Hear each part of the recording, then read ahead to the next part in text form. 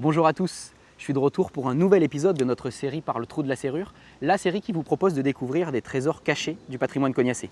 Aujourd'hui nous sommes au jardin public et je vous propose d'aller découvrir un lieu très connu, peut-être même un des lieux les plus photographiés de Cognac, mais l'idée d'aujourd'hui c'est d'aller découvrir ses coulisses.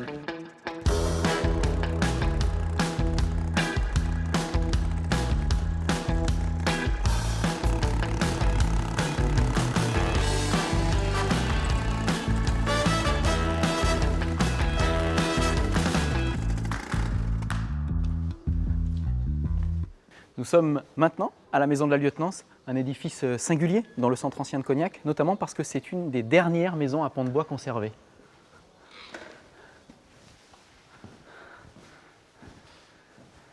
Cette maison est particulière et un peu compliquée à comprendre parce que quand on la voit comme ça, on pense de suite au Moyen-Âge. Et c'est vrai que son visage et ses formes font penser à cette période. En réalité, elle est davantage une mosaïque, un puzzle, puisqu'il y a une première maison médiévale qui était située ici, dont on va voir les traces avec l'escalier ou encore la cave, sur lesquelles on a reconstruit au XVIIe siècle une nouvelle habitation.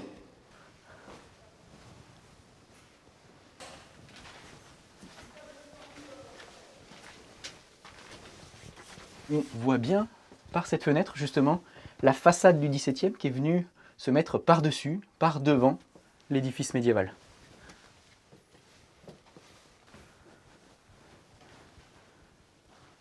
Nous découvrons maintenant des parties inédites ou plus méconnues de la maison de la Lieutenance avec ce premier étage où on a la chance d'observer encore des décors peints sur le mur, des décors qui de toute évidence dateraient du XVIIe siècle au moment où la maison de la Lieutenance prend ce nom-là, notamment parce que c'est le logement, l'habitation du lieutenant de la sénéchaussée de Cognac.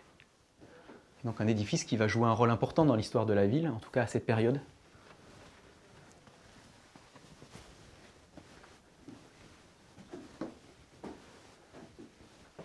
Je vous propose maintenant qu'on descende dans le sous-sol et dans la cave plus particulièrement et découvrir des souterrains.